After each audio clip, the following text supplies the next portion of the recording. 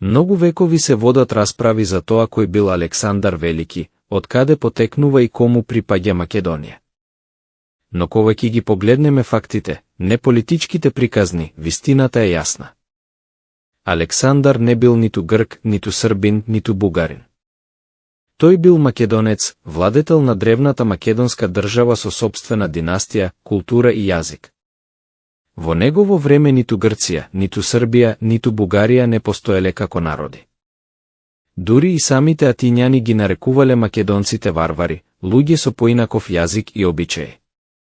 Ова докажува дека македонците биле посебен народ со сопствен идентитет уште пред повеќе од 2000 години.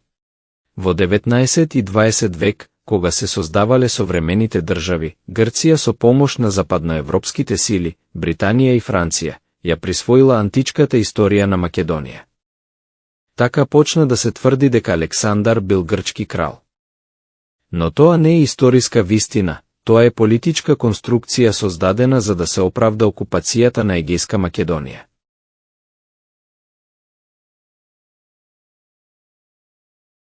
По Балканските војни и Букурешкиот договор од 1913 година, Македонија беше неправедно поделена.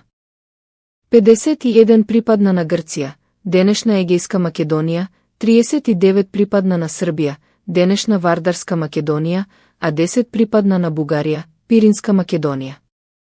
Ова беше направено без волја на македонскиот народ. Македонците беа поделени, но никогаш не се откажаа од својот идентитет. Македонскиот јазик постоел уште во античко време. Различен од јазиците на соседните народи. Современите лингвисти потврдуваат дека тоа бил посебен јазик. Сроден, но не идентичен со старогрчкиот. Македонската култура оставила трага од Египет до Индија и затоа денес целиот свет зборува за Алекс Андар македонски, а не за Александар грчки. Македонија можеби е поделена на карти, но македонскиот дух никогаш не бил уништен.